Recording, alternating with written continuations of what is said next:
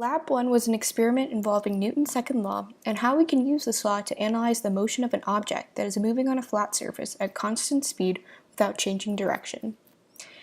It was important for us to use Tracker and GlowScript to find our resulting data, as the goal was to observe how the experimental results differed from the calculated results we found using Newton's second law. For Lab 1, I observed the motion of a tennis ball. So, Newton's second law explains how the velocity of an object changes when it is subjected to an external force. And this is the equation right here. So the final velocity equals the initial velocity plus the net force over the mass of the system times the time. For Lab 1, I observed the motion of a tennis ball. To do this experiment, I used Tracker, a video analysis tool, to compute data for the observed position over a certain time period. As you can see here, this is the tennis ball moving across the flat surface.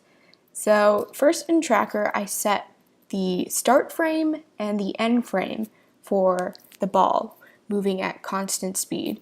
And then next, I used the calibration stick and set the diameter equal to 0.06858 meters, which I looked up online for the diameter of a tennis ball. Then I set the axes for the system. And as you can see here, I set the axes so that the ball is moving in the negative x direction.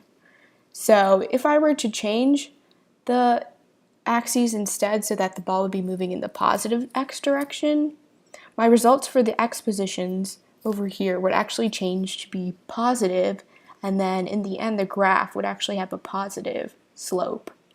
But for this experiment I used the negative x direction, so I have a negative slope. So next I did the point mass. So I used point mass at each time step, and this created this video.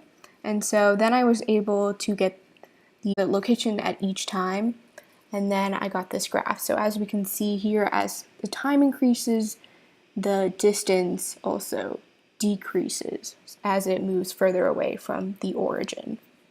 So next, we're about to go on to look at the computational model, but first we have to draw some of the results from our experimental data in order to use Newton's second law. So as you can see here, our observed start time and the observed initial position is 0, 0, as you can see from the data we got. And then our observed end time is 0.567 seconds. And then we calculate the ball's initial velocity by looking at the first two position and times. And so we take the change in position over the change in time. So negative 0.2512 minus 0 over 0.033 minus 0.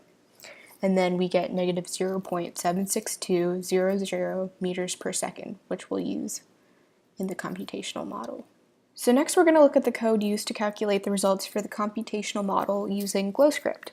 So for this we're going to plug in the results we got from the video analysis and use it to plug it into Newton's second law. So first we plug in the ball's mass, which we got before, as 0.0585 kilograms, which is what I looked up as the mass of the ball. Next is the position vector, and this is 0, 0, 0, as we found here.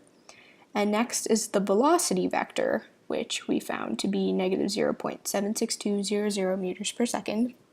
And then the initial time is also 0.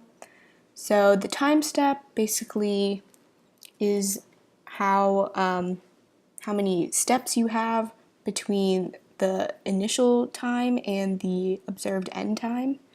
So as you go through the while loop, the program will find the position for each time from. And then next we find the net force vector to be 0, 0, 0.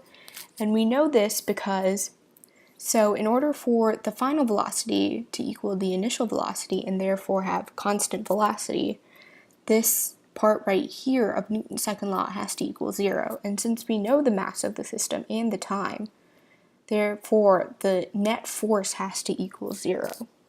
And in answer to the question, is it possible for you to say how many pushes and pulls are added together to give 0 net force in the case that you observed? The answer to that is that Newton's second law doesn't tell us how many reactions there are in any given situation. all it says is that if there is no net force, there's no net interactions, and therefore the object is moving at constant velocity. So then we take that net force and we basically plug it in to Newton's second law, and then this goes to 0, and then next you update the position, and then this also updates the time. So then running this program, we get this.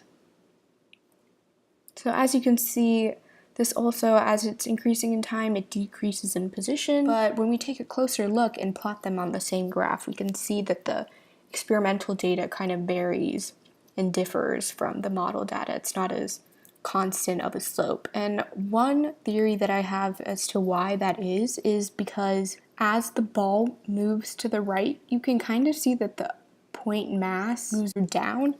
And I think it's because the ball isn't actually moving in a straight line. So if I were to do this experiment again, I would maybe put like little guards along the side of the tennis ball to make sure that it's moving straight.